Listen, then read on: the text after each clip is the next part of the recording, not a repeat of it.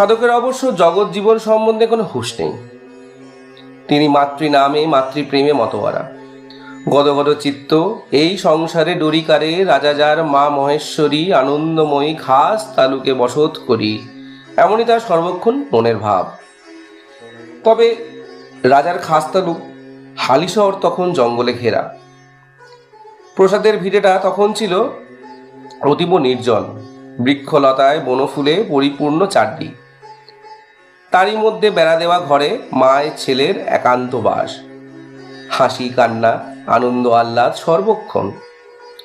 লোকসঙ্গ বর্জনকারী মাতৃ সাধকের তখন কিছুই ভালো লাগছে না, কেবল মা মা, দেখা দাও মা, দেখা দাও বলে দিনরাত আকুল প্রার্থনা। এরই মধ্যে উদ্ভ্রান্ত প্রসাদ একদিন দেখলেন ঘরের বেড়াটি ভেঙে পড়েছে। ভালো করে না বেঁধে দিলেই নয়, কিন্তু অর্থাভাব। তেমন বাঁশ বা অন্যান্য ভালো জিনিস দিয়ে যে শক্ত করে বেড়াটি বাঁধবেন তারও সামর্থ্য নেই। আর এটা ফেলে রাখারও কিছু নয়। বাড়িতে গৃহিণী মেয়েরা বড় হয়েছে, তাই ছোট মেয়ে জগদেশ্বরীকে একদিন সকালে ডেকে নিয়ে রামপ্রসাদ বেড়া বাঁধতে লেগে গেলেন। বাবা, তুমি বেড়ার ওদিকে যাও, আমি এদিকে বসে তোমায় দড়ি গলিয়ে দিচ্ছি। দেখেছো বাবা, বেড়ার গাছগুলি কেমন সুন্দর সতেজ ও ঘন হয়ে উঠেছে।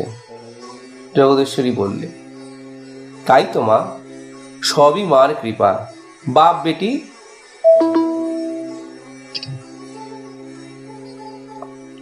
মাফ করবেন, বাপ বেটি বেড়া বাঁধার কাজ করছেন গল্প করতে করতে। কন্যা জগদেশ্বরী অল্প বয়সের বালিকা, সামান্য চঞ্চলা, কখনো বাপের কথা কখনো আনবো না। বেড়ার অপর পাশ থেকে দড়ি গলিয়ে দিচ্ছে বাবাকে। অনেকক্ষণ এভাবে চলছে। হঠাৎ কি মনে হতে ছোট কন্যা বাড়ির ভেতরে দিদির কাছে গেল। বহুক্ষণ ফিরল না। আপন ভোলা মায়ের লীলা আর কি। এদিকে বেড়া বাঁধতে যথারীতি চলছে। কাজ অনেক দূর এগিয়ে গেছে। জগদেশ্বরী বেড়া বাঁধার কাজ যেখানে শেষ করে হঠাৎ উঠে গিয়েছিল, ফিরে এসে দেখলো যে কাজ অনেক দূর এগিয়ে গেছে। কি করে এমন হলো? আকাশ থেকে পড়ল মেয়ে। বিস্ময়ে বাবাকে জিজ্ঞেস করলো, বাবা, এত দূর কি করে এগোলো? তোমার দড়ি কে গলিয়ে দিল বাবা?